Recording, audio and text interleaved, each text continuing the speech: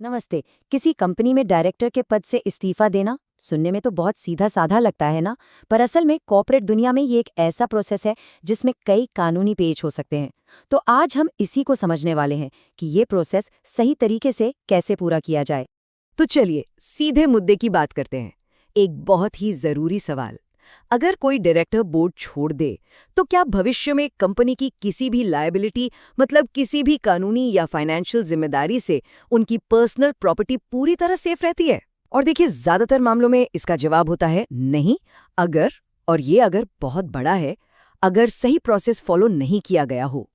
तो ये कानूनी दुविधा है क्या, इसे समझते हैं। देखिए, सिर्फ मीटिंग्स में आना बंद कर देना या बस मुंह से कह देना कि मैं इस्तीफा दे रहा हूं, इससे एक डायरेक्टर की लीगल रिस्पॉन्सिबिलिटीज खत्म नहीं हो जाती। जब तक, और ये बहुत जरूरी है, जब तक कंपनी के रिकॉर्ड्स में इसे ऑफिशियली दर्ज नहीं किया जाता, तब तक वो लीगली जवाबदेह बने रहते हैं। और इसी लीगल प्रॉब्लम का सल्यूशन है डायरेक्टर के इस्तीफे का फॉर्मल प्रोसेस। ये भारत के कंपनीज एक्ट 2013 के तहत एक लीगली रिकॉग्नाइज्ड तरीका है। इससे ये पक्का होता है कि पद छोड़ने का फैसला सही तरीके से और ऑफिशियली रिकॉर्ड हो गया है। देखिए, ये प्रोसेस सिर्फ एक फॉर्मेलिटी नहीं है, इसे एक प्रोटेक्टिव शील्ड, एक सुरक्षक कवच की तरह समझिए। ये डायरेक्टर को फ्यूचर की लीगल रिस्पॉन्सिबिलिटीज और पेनल्टीज से बचाता है।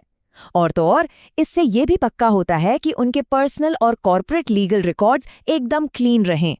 तो सवाल ये है कि ये सब होता कैसे है? चलिए इसकी पूरी प्लेबुक को देखते हैं, समझते हैं कि क्लीन लीगल एग्जिट के लिए कौन कौन से स्टेप्स लेने जरूरी हैं और क्या क्या डॉक्यूमेंट्स लगते हैं।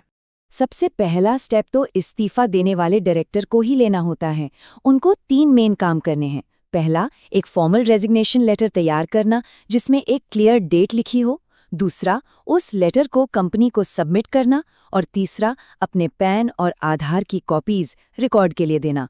अच्छा, जैसे ही डायरेक्टर अपना लेटर देते हैं, बॉल कंपनी के कोर्ट में आ जाती है। अब कंपनी की जिम्मेदारी बनती है, उनको इस्तीफे को एक्नॉलेज करना है, उसे एक्सेप्ट करने के लिए एक बोर्ड रेजोल्यूशन पास करना है और फाइलिंग के लिए बाकी बचे डायरेक्टर्स की लिस्ट और कंपनी का CIN नंबर जैसे डॉक्यूमेंट्स तैयार रखने हैं। यहाँ पर एक बहुत बहुत जरूरी बात याद रखने वाली है। इस्तीफे की इफेक्टिव डेट, यानी वो तारीख जिससे डायरेक्टर की सारी जिम्मेदारियां खत्म मानी जाएंगी, आमतौर पर वही होती है जो रेजिग्नेशन लेटर में लिखी होती है। तो इस डेट का एकदम क्लियर होना बेहद जरूरी है। तो अब आते हैं प्रोसेस के फाइनल और सबसे क्रिटिकल स्टेज पर, इसे ऑफिशियल बनाना, मतलब मिनिस्ट्री ऑफ कॉर्पोरेट अफेयर्स के साथ फाइलिंग करना। इंडिया में होता ये है कि कंपनी में कोई भी कॉर्पोरेट चेंज हो, उसकी जानकारी मिनिस्ट्री ऑफ कॉर्पोरेट अफेयर्स यानी MCA को देनी ही पड़ती है। और ये सारा काम उनके ऑफिशियल MCA पोर्टल के जरिए होता है, ताकि सरकार के पास डायरेक्टर्स में हुए हर बदलाव का एक सेंट्रल और ऑफिशियल रिकॉर्ड रहे। अब यहाँ 2 इंपॉर्टेंट फॉर्म्स हैं जिन्हें समझना होगा, फॉर्म DIR 12 और फॉर्म DIR 11। देखिए, DIR 12 फाइल करना कंपनी के मैंडेटरी रिस्पॉन्सिबिलिटी है, मतलब ये तो उन्हें करना ही करना है। इससे वो MCA को बताते हैं कि डायरेक्टर बदल गया है।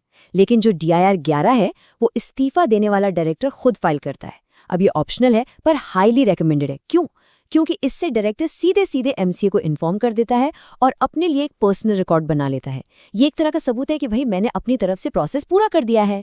एक छोटी सी लेकिन इंपॉर्टेंट टेक्निकल डिटेल, ये सारे इलेक्ट्रॉनिक फॉर्म्स पोर्टल पर सबमिट करने के लिए एक वैलिड डिजिटल सिग्नेचर सर्टिफिकेट यानी DSC चाहिए होता है।